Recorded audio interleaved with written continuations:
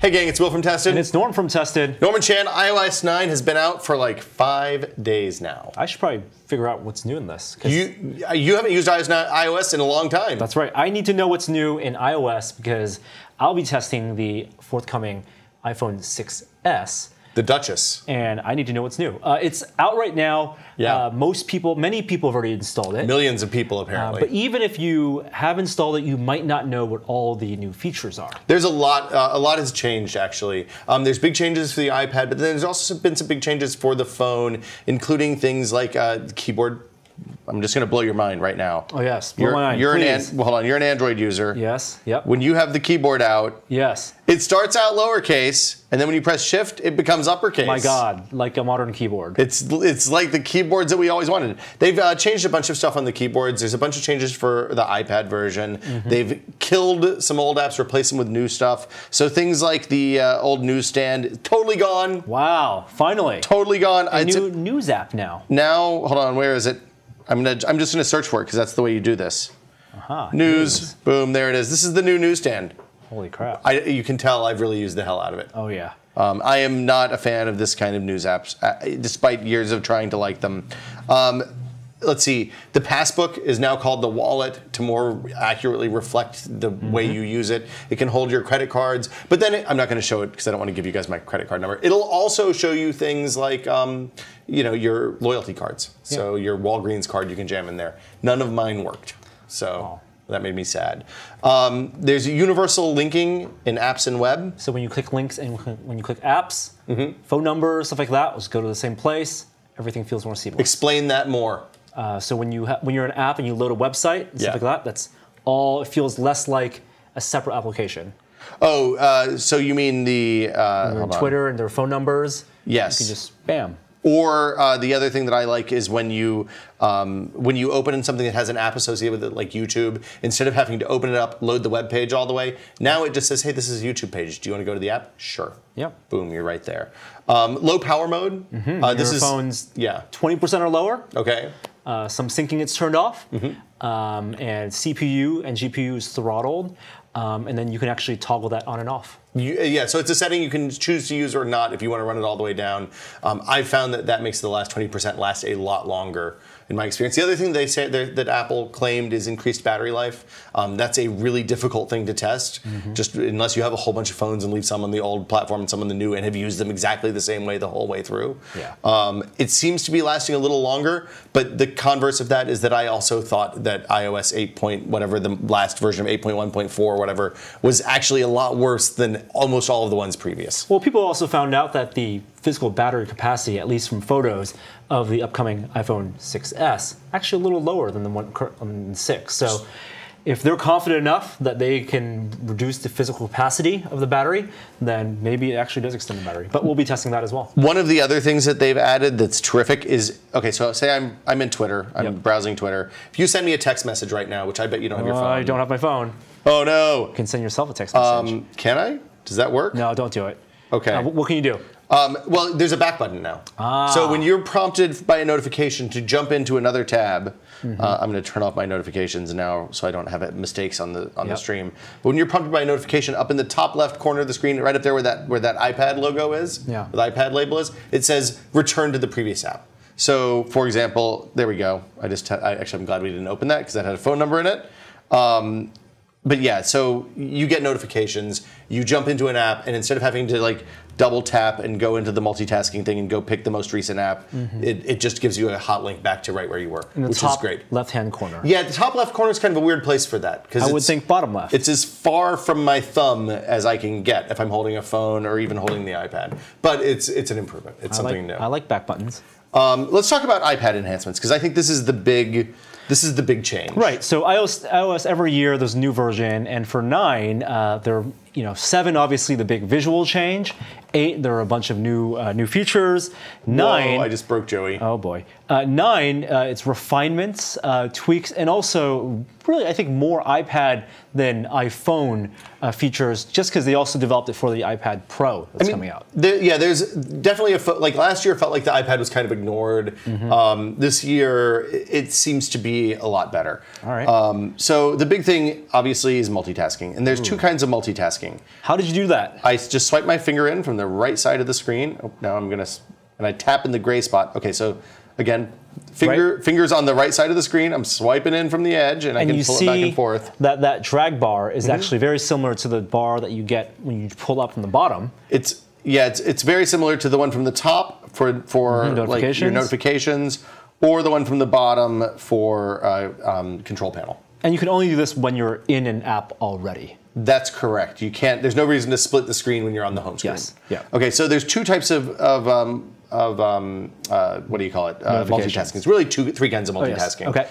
Okay. One is this. This is what I call fake multitasking. This works on all iPads. It's called slide over. It's called slide over. I'm doing it right now on the old iPad. Yeah, that Air iPad is 1. 2 years old. It's ancient. Okay. They were selling it as recently as 12 months and a week ago. All right, so I can pull it in, and it takes like a third, a little bit over a third, and it's different for a horizontal portrait and landscape? It works more or less the same. It's just a thinner gap. It might not switch when you're in this mode. The weird thing about this is that the grayed out area on the left where my picture is with the Nerf gun, that's all non-interactive. It's just you can't do anything with it. When I slide it out, then all of a sudden that goes dead, but I can scroll this one. Oh, so let me get this straight, because all it is really is the cache is just holding the visual in place. It's basically a picture in the background. And it works with, that's why it can work with all the old devices, including the things that have fewer cores that don't multitask well. Like if I'm in a web browser on iPad Air 1, I can swipe in from the right. Yep. It's grayed out. It doesn't actually... It won't rotate. Let's see if I can do it.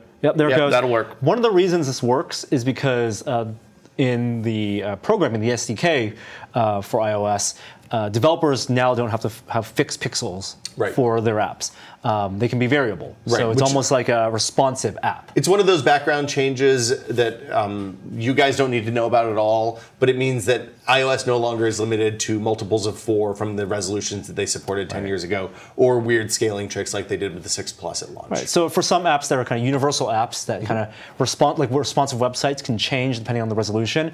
When you slide in, it'll actually treat it almost like the iPhone version. Well, so that's what we're seeing here. Yeah. And you can switch between these. There's a ton of them. A lot of different apps support them. It doesn't seem like there's any special APIs. It seems like it's mostly universal apps that have iPhone versions. That's what you see in this 1/3 window or whatever it is.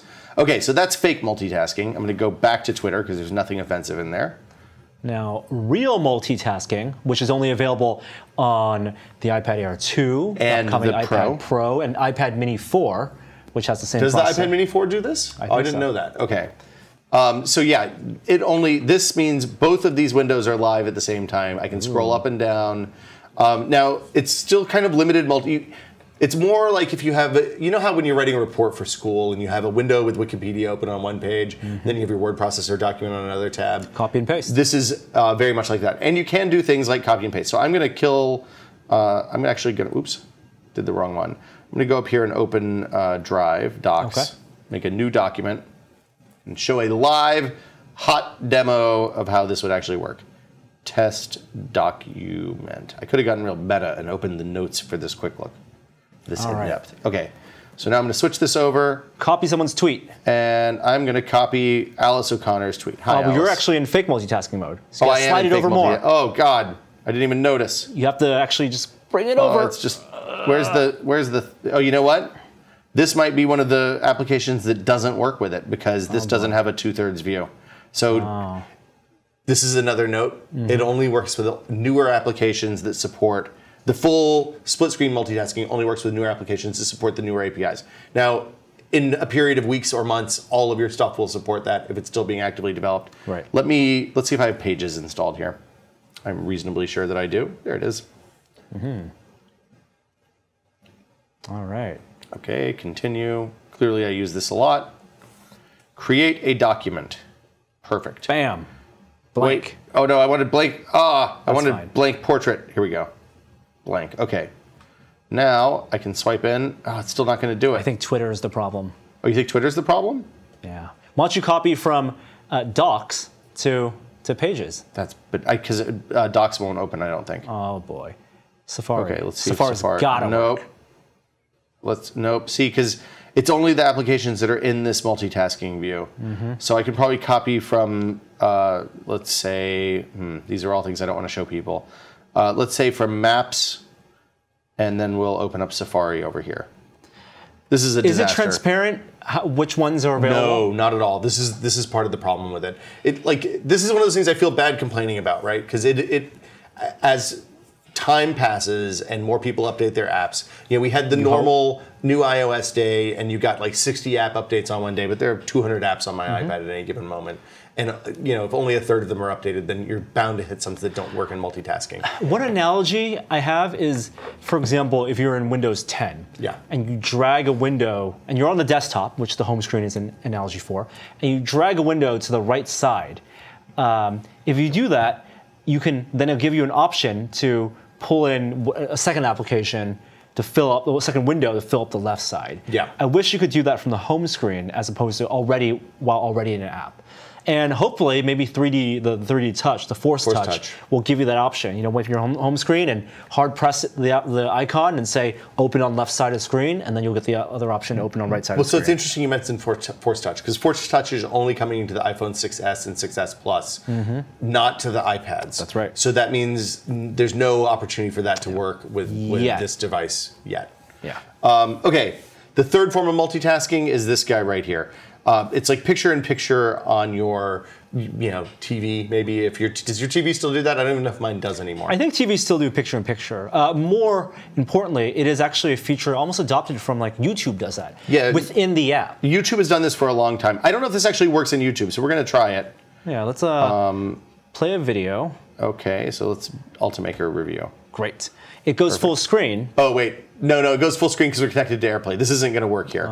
The upshot is when you're using this in the real world, you can take a FaceTime window, take a video viewer from Safari, and it'll slide down in the lower right-hand corner of the screen. You can actually move it all over the place. I keep forgetting that you can do that, but it is incredibly useful. Yeah. Anything that uses the native video player seems to work so far. I'm not sure if that's toggled on with the allow AirPlay option or if it's something else. But it is super useful, and it means that you can, for example, if you're video conferencing with someone, you can squinch them down to the small window and then go do something else without them getting the paused screen that lets you know you're not really paying attention to them. I know iOS in the past hasn't done this, and a lot of reasons because of just processing power. The Air 2 and the iPad Pros have faster processors, and you can do that. I've also read that it crashes. If you are doing multitasking and picture-in-picture and things crash, then everything goes away. You go back to the home screen. It's a little bit. I've had it crash once. I know some people have had more problems with that than I have. I'm also not sure if that works on the older Air. Or if that's limited to the Air 2 and newer devices. Okay, so now let's show you I'm going to show you my favorite thing. Oh, look, I can see where your cursor is. This is Google Drive. You know how selecting text in iOS is kind of always a drag. You got to do the magnifying glass. You have to do the magnifying glass, bubble. and then you try to line it up, and you let go, and you have to hit select, and it takes a really long time. Now you can take 2 fingers, not 1, but 2, drag them on the screen anywhere. Ooh, and you keep your fingers. Your keys went away, and now you have a cursor. My fingers are my passport. Interesting. And you can basically do that, and supposedly you can select as well. I haven't been able to get that to work right. But yeah, so you can move the cursor, which is the hard part. It's much faster than trying to do the press and hold and wait thing. You can go back in here and do all the stuff that you need. I'm a big fan of this. I think it's a really good change. No, this is a keyboard change, and at the top of this, you did mention that now the keyboard is dynamic. You can do lowercase, show lowercase when it's actually lowercase, show uppercase when it's uppercase. Big complaint with the previous versions of iOS is that the Shift key was very nebulous. You couldn't tell whether, when it was all caps all the time, you couldn't tell whether you were actually capitalized or not capitalized. They did fix the Shift key. It was unclear what state the Shift key was in because there wasn't enough context from the keys around it. They have fixed that. So now if it's white, it's Shift. If it's gray, it's not shifted, as it should be. And some people, for some reason, like all caps all the time, the old way, you can actually just turn that on in settings. Oh, that's good to know. I didn't accessibility. actually know that. So this iPad is actually running iOS 9.1 because I was in the beta before. Okay. There's a couple of new keyboard features. I think it might still have SwiftKey installed. That might not go well. Let me go back. Poop emoji. Press and hold the globe. Okay, nope, I can do one emoji better. Where are the finger emojis, Norm? I don't know. I don't use emojis very much. Believe. There you go. There you go. I have it right there. Middle finger in all the colors of the rainbow. Black glove. Yep. Wow. There we go. So it tells you about skin tone variations. It's another one of the things that they've changed with iOS 9. I think that some of that stuff was in iOS 8 as well, but they've added a little bit more information about it. The other big thing that's changed, I'll go back to the real keyboard, the one that people actually use, is there's 2 new bars on the screen. So if you look above the letters, above the QWERTY, the Ks and all that stuff, there's a shortcut bar. The shortcut bar has been there for a long time, but now it can do context-aware stuff. So, for example, if you're in your mail application and you need to type at messages, the ampersand, that icon will be there. So you can get quicker access to that stuff. Instead of having weirdly customized keyboards, which was what some iOS developers used to do, or they would pull from one of the list of pre-customized keyboards, that stuff's all really accessible now. Yeah. So it's a good change. I find myself not really using the word suggestions. Although one of the things that I have done recently is turned off autocorrect and just started using the type ahead prediction on the shortcut thing, which predictive text seems to be pretty good. So that's the keyboard. Okay. That's pretty much the end of the iPad enhancements in iOS 9. Just basically user interface stuff. The multitasking thing is the big deal. Like I said, the limit is there's not a ton of stuff that uses it right now. It's mostly Apple stuff right now. And then there's a handful of other third-party apps like Peace and Slack and some other stuff. Mostly stuff that has an iPhone view. Okay. Okay, so let's talk about apps for a minute. New apps. I'm going to go back to my Apple crap folder. Here's Notes. Things you can't delete. Notes is new. Yeah, you can't delete. You still can't delete. Let me make sure you can't delete it. I haven't tried that. Nope, all signs say no. Yeah. Tim Cook says the reason you can't delete them is because other apps may rely on some features in this app. I've always wanted other apps to rely more on Notes. Now you guys all know my IPD. I'm going to make a new note. There is, oops. Edit. Nope, that's not it. How do I make a new note? Top right-hand corner. I tried that and it didn't. Oh, there we go. Okay. New note. What should we talk about? Testing. Oh. It's what we do here. So as opposed to the old Notepad app with the lines, yes, the skeuomorphic memo pad, yes, now you have a Notes app that you can embed images on. Yep. And you look a little images scared in, there, Norm. and you can also sketch in. Oh yeah, this is one of my favorite things. I think I can draw a mustache on it. There's a little squiggly line. Aha! Here we go. I'm gonna let's see. I'm not gonna draw anything obscene because there might be kids watching. Balls, 3 balls. Smiley face ball. Yeah, it's a very simple, simple drawing app. There are neat features. You have different pens. There's even a ruler like the Adobe drawing app. There you go. 2 fingers. You can move that. It's for straight lines though, not for measuring things. Oh yeah. You don't even need 2 fingers to move it. And then you need 2 fingers to rotate, and it'll tell you your degrees. Nice. It's kind of useful.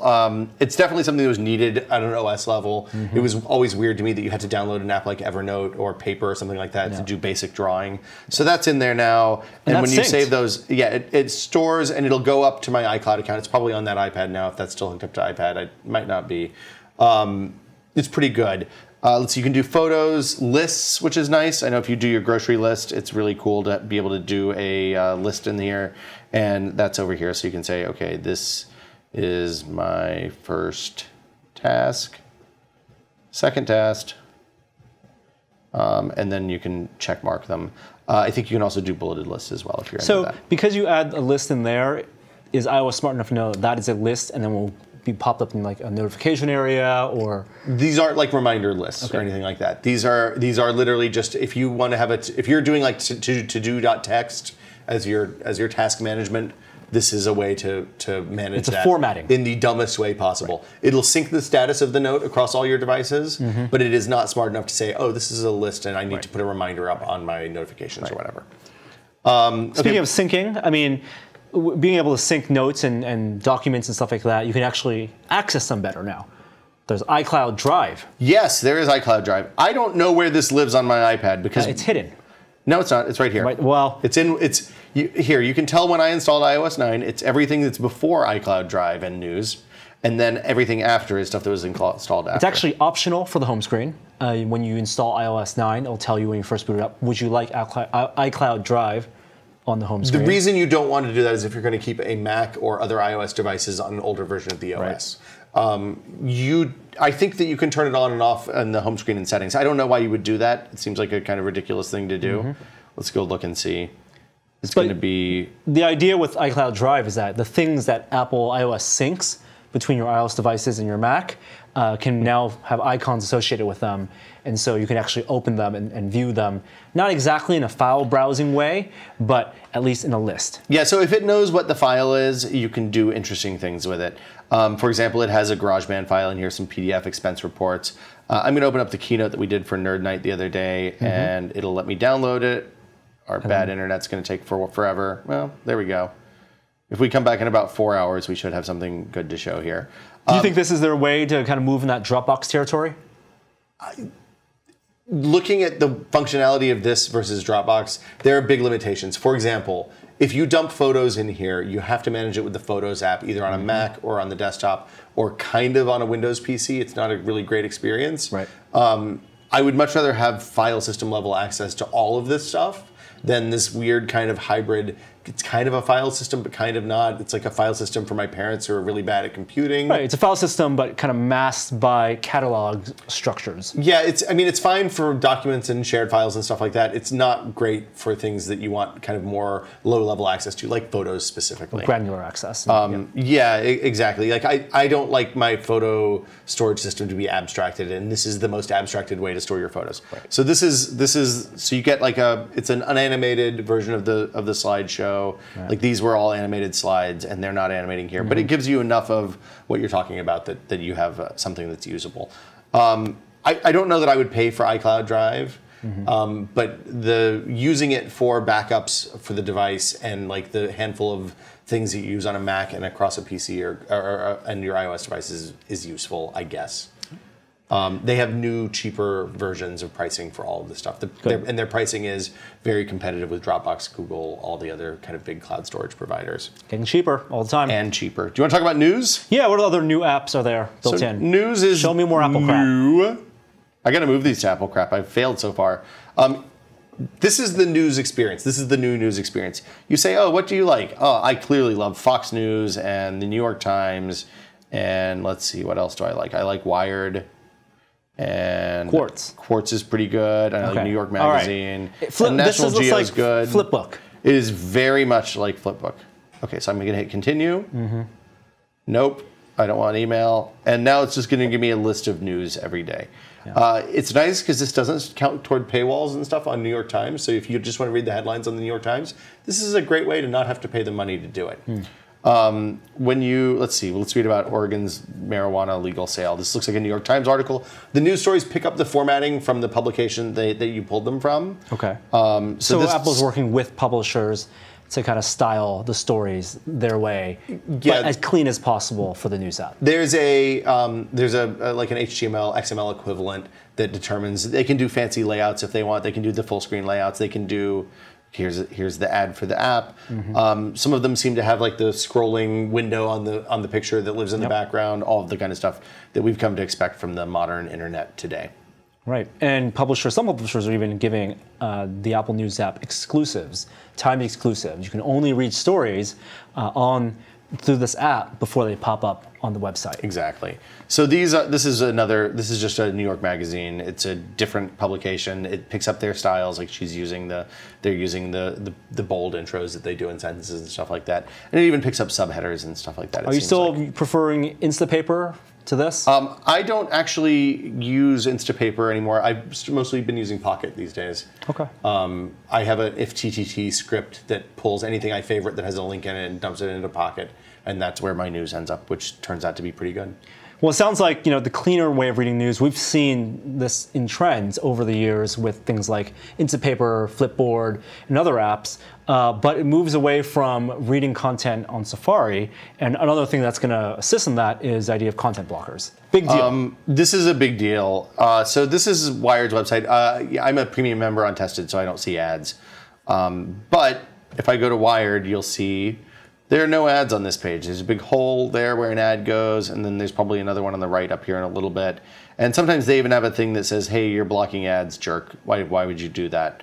It's blocking things like Outbrain and Taboola and all of those kind of, those little blocks at the bottom of web pages that say, hey, if you like this, you might also like this story about somebody who had 16 kids, or a story about bears, or something cute, or something kind of really horrifying and scary. And those blocks are on every website on the internet now because people really like clicking on them. Now you don't see them. Oh, and it did pop in. Oh. Oh, that's interesting. I wonder if Wired's doing some business to avoid that stuff. The content blocker, I don't want to get into the more. So how does it work? Content blockers. It works just like the ad blocker does on a desktop browser. So you have to download a separpt app. Yeah. So in this, it's not a built-in feature, but there's support for what it's called content blocking. Content blocking is what they call it. So an app which, like for this example, is Peace, which no longer the creator Marco Arment pulled it from the store. Yep. You download a separate app, and then it ties into Safari. It taps into a blacklist of websites or services, and then when you enable it. You run Safari and you don't see certain types of content. Right.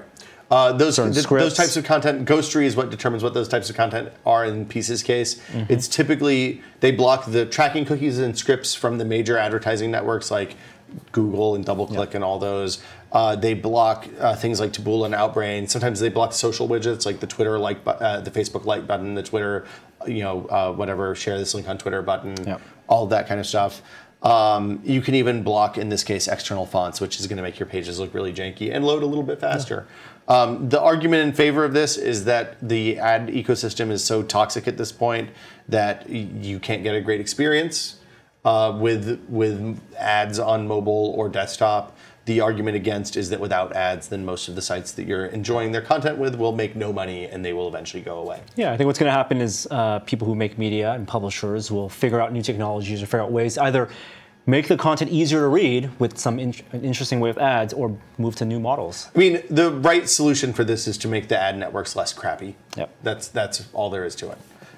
That's a conversation for a different video, probably. So other app changes? Other app changes, let's see, we talked about Wallet. You open it with a double tap of the home button. I'm not going to do it, so you don't see my credit card.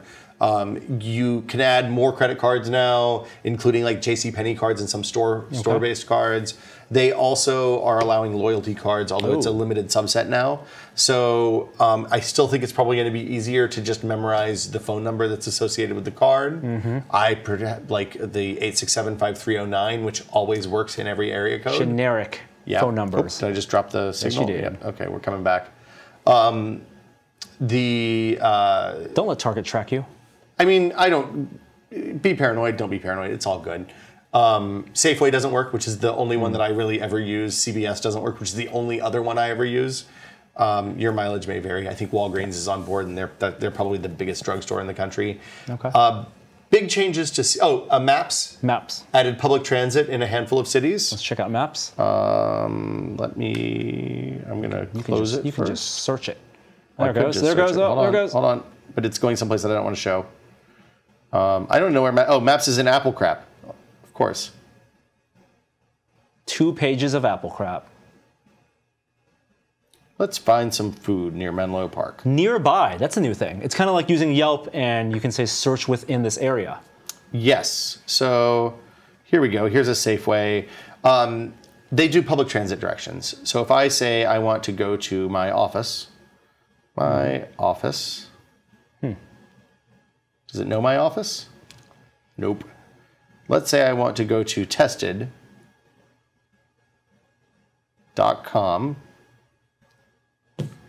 Nope. Okay, let's say I want to... Where do you want to go? Let's go to the Metreon. Okay. It'll have that. There we go. 135 4th Street. Yeah. I want to navigate to that. Nope, I hit the wrong side. I want... Whoop. 6 minutes. God damn it. I do not like Apple Maps still. Please be safe and always observe instructions. Okay, transit. In a handful of cities around the world, including all of China, apparently, they have transit directions. The cities in the U.S. are Chicago, New York, Philadelphia, San Francisco. I'm thinking it's not Boston. Did I say Chicago? Yep. Yeah, I don't know what the other one is. Your mileage may vary. Yeah, and then Berlin and London and a couple of other places. They're presumably going to roll out more. I haven't used the transit routes because I don't really ride public transit very much.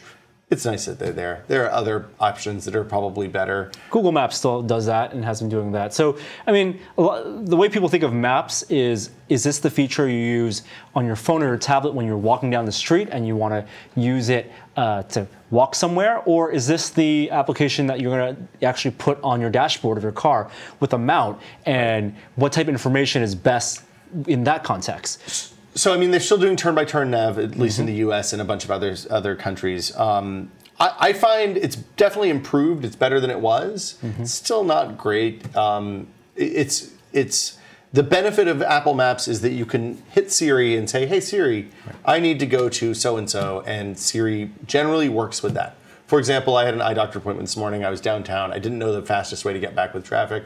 I said, navigate to 7th and Townsend, and it took me there without having to repeat 15 times, which brings us to Siri. It is seemingly more reliable. Okay. Previously, my interactions with Siri consisted of call this person, FaceTime this person, text this person. Create a reminder. Sometimes create a reminder. Usually mess that up pretty horribly. If you look at my reminders, you can see that. Yep. And then also, that's pretty much it. That's all I ever did.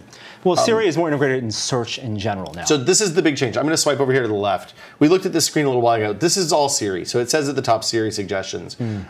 This is supposedly based on frequency of use, the things you've used most recently, and then also a kind of habits system. So if you play Clash of Clans every night at 7 o'clock, Clash of Clans will probably be in this thing when you open it at 7 o'clock. Okay.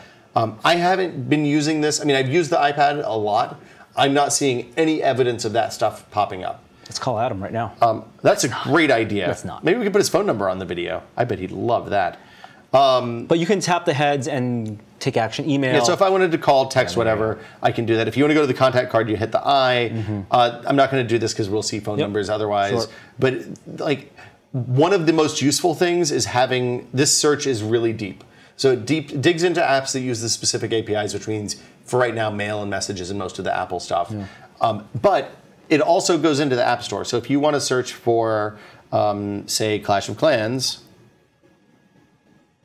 There you go. There we go. I can go straight to the App Store, which saves a big step. It means that to buy an app or to download something, even to find something you've already bought, you don't actually have to go all the way into the store. You don't have to find the app menu. It doesn't need to switch between into a whole new full screen interface. Exactly. The upshot is I think I'm probably going to demote the App Store from a home screen icon into the Apple crap folder. Makes a lot of sense. The updates happen automatically. Why I can bother? go straight to the thing that I need to get here. The only thing I need it for is to browse, which is maybe a second page, maybe Apple crap. Something that's interesting to note, just in terms of user experience, if you go back to the Siri screen, the search screen, and the way it lists things, some of these things are way more like, there's no differentiation right now between a phone and tablet and the things that you use on a phone and tablet. It looks the same. Nearby makes a lot of sense on your phone, but it may not make a lot of sense if you only use your iPad at home. And is there any way to configure that? That's true. And you know what? I don't actually think there is. I think you have to leave this on all the time. Let's go take a look. It's funny because this is the kind of stuff that I really don't use a ton. I don't know about you, but I find it to be kind of useless is unfair, but it's the same as Cortana on Windows 10. It could be useful, but if you don't use it, then it just looks like clutter, and actually you start not liking it a lot. And I feel like user interface, especially when it's an OS that's for both phone and tablets, should be customizable to some extent, or at least smartly differentiated, so that when the things that you use most on your phone pop on your phone, and things you on tablet then pop on your tablet. That's what I would expect. At least I'd want the phone to be optimized for location. Since most of the iPads that they're selling are Wi-Fi only and don't have GPS, they're a little hinkier about location in general and don't have a data connection when you're out in the world and would actually probably need to use them. One thing that is worth mentioning is that now the Hey Siri thing that only works when you're plugged in or on the new S versions of the iPhone 6 and 6 Plus, and I assume probably the Pro, but I don't know for sure. When you can tune Hey Siri to your own voice. Okay. So I don't have power over here, but we can test that. I'd be interested to see if it works. So it's your own voice, but not your own phrase. It is not your own phrase. Got it. I think we should become used to that. It's not going to be our own phrase. No. When you hold down the home button to activate Siri, you can actually disable the chime. So previously, to activate Siri, you hold down or say, "Hey Siri," I apologize out there. There it goes again. If your phone's in silent mode, also it doesn't beep. So now it can just be a vibration. Yeah, and they've changed the Siri sign in general. So it looks, this new diagram across the bottom is new. It seems to open a lot faster than it did previously. I mean, in this case, a lot faster is probably 1/4 of a second at most, but it's pretty good. Oh, so close. Nope. Yep, okay. Curry a quarter. Yep, curry a quarter. Curry a quarter. So there's some new reminders that are around as well. Okay, first off, the text nightmares when you try to do the thing that I just did, where you say, "Hey, send Norm a text. Tell him I'm going to be late for The Martian tonight because I can't get there in time." And I'm talking about Norman Chan, not somebody named Norum. Yeah, it's going to do this badly. Ready to send it? Yeah. Oh, Nope, don't cancel. send that to Josh. Never mind then. Cancel. Okay. New reminders. We can also search Siri using normal language in text. For example? So in your search bar, because search bar and Siri are almost one and the Oh, same. yeah. You know, if you type in, show- remind me at... Here, let me just do it. Show me pictures from my trip to Virginia in 2014. It's not bad. But I didn't have them actually. I took them off iCloud. But the idea is that that's what... And you could Show also... me pictures from my trip to LA in May. Okay. No photos. If you had photos and they're geotagged and date tagged, it would pop up. And you could also type that in. Show me all the selfies I've taken. There you go. There we go. So it knows even what camera's the front camera and back camera. Yeah. How about screenshots? Can you show me all my screenshots? Here's So what close. I found on the web. Oh, so close. Can you show me all of the screenshots I've taken? Let me think about that. Nope. No. Here's what Doesn't know about I found. screenshots. Boo. You can do movies, you can do high speed, you can do burst. Oh, go ahead. Speaking of videos and movies, do you have any videos on your iPad? I probably do. Here's Videos now, you can actually zoom in as you play. Really? I don't think that's true. This is going to take a long time to download. Oh, Do you see Anything the whale locally? spout? Do you see the whale spout right there? Right there, lower left, left, right it goes. there. Pinch to zoom. I can't because it's playing on the. Oh wait, there it goes. What? Nope, I think that was a digital zoom. Nope, that is pinch to zoom. Yeah, there you go. Pinch to zoom. Okay, I didn't know you could do that. I don't think that works on the phone. It does work on the phone. Really? That's awesome. Good Pinch to know. zoom. It's actually, this is a great feature, especially when you think about like finding details in video. It's just a good way to leverage GPU. It's dumb that you haven't been able to do it up to this That's point, right. frankly. Yep. Okay, reminders. You can do context-aware reminders. So, for example, if I'm on a web page, remind me about this later tonight, Okay, I'll remind you. and it will send me a reminder for that article. Right. It does this. The OS in general is much more aware of what you're doing at any given time. I think that partly comes from the fact that they put in the back menu, but you can tell Siri to do things that are much more useful. So if you're working on a document, you can say, "Remind me at 9 o'clock I need to finish this," or whatever it might be. We're talking about this. The word this actually is the key. has some context to it. This means the thing I'm looking at right now on my one window OS. Cool. I don't know what happens when you're multitasking. If you have a car that supports CarPlay, you can say, "Remind me about this when I get in the car." The car becomes a third location beyond work and home that you can tie geotag bubbles to, which is actually kind of useful. Unfortunately, it doesn't just work when you connect to a specific Bluetooth device or even plug into a specific device. It only works for the 8 cars that support CarPlay right now. Yeah. You can buy I tried buying movie tickets yesterday with this. It let me get pretty far and sent me to the theater that I wasn't at, but no harm was done. You can maybe use OpenTable to do reservations. I've had horrible luck with that. And like I said, it still mangles texts on a fairly regular basis. It does do a couple of new things like flipping coins. Hey, Siri, roll a die. It's 6. Yeah. Hey, Siri, roll a 20-sided die. 13. Rolling. 13. Nice job, man. Holy moly. Wow, you just blew all your good luck for the year. You can also flip coins, do all sorts of other random stuff. And then there's a whole host of dumb responses that Siri has programmed into specific questions. Yeah. I think that's it. Better search, deep links. There have been big changes to notifications. So you can now, instead of sorting by application, by app, I hate that. which is super dumb. Why? You can make it the notifications be a list of the most recently used notifications you've received in, I think, reverse chronological order. So the newest thing is at the top, the oldest thing is at the bottom, and they're not grouped by application. Which actually makes them useful. As it should be. They made some minor refinements to the Today screen, so now you get things like travel time. I felt like that was in iOS 8, but maybe it's not. I've been using Google now for long enough that I don't even bother with the Today screen for that stuff anymore. That's pretty much it. You can make Siri activate silently, which is kind of nice. Yeah, I mean, a lot of the changes obviously focused on iPad with the multitasking, and a lot of the things that even if you don't like the changes, you can disable them or roll back on. If you are upgrading iOS 9 for a family member or a friend who maybe isn't as tech savvy and doesn't need things like iDrive on their desktop, doesn't need multitasking, may get confused with things popping up, you should update to iOS 9 because you may get better battery life, and you can disable it. So the only thing I would say is if you have an older device, like an iPhone 4S or older, which I believe is still supported, I would kind of hold back a little bit, as always, let the word get out and see how it actually performs on the older hardware. I don't even have a 4S anymore that I could test with because I went to dig it out and turns out I gave it away to somebody a couple years ago. The updates are smaller. Yeah, this install size. Yeah, the install size 1.2 to 1.3 gigabytes. Yeah, it was 1.2 gigabytes on my phone. You have to do it over Wi-Fi, but it took a little bit of time. If you back up to iCloud, make sure you back up before you do the install. If you use local backups and you don't have to put in all your passwords again, make sure you turn on encryption for the backup that you're going to restore. But other than that, I think it's a really nice OS. It's one of the better updates that they've done in a while.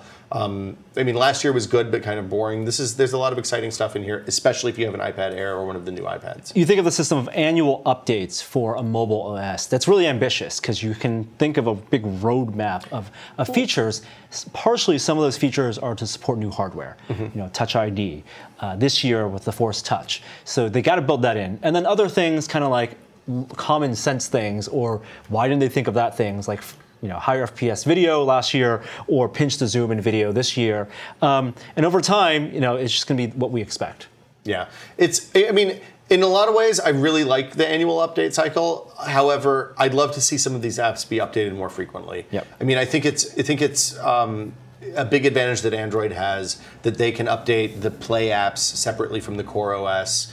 I know that initially happened to solve a problem with getting Core OS updates out faster. Fragmentation. And because of fragmentation. But like, I would love to see more, smaller teams spending more time on things like messages and FaceTime and mail and the stuff that people are using, and see, you know, those updated 2 or 3 times a year instead of just in, you know, main 0.0 releases and then point releases. Right. Well, so that's it. That's iOS 9. It's out now. You can download it today. We will have more on Tested really soon, including reviews of the new iPhone. And the new iPad Pro out this fall. We'll be testing all of that stuff. Subscribe to the YouTube channel and let us know what you think about iOS 9 in the comments. See you guys later. Bye.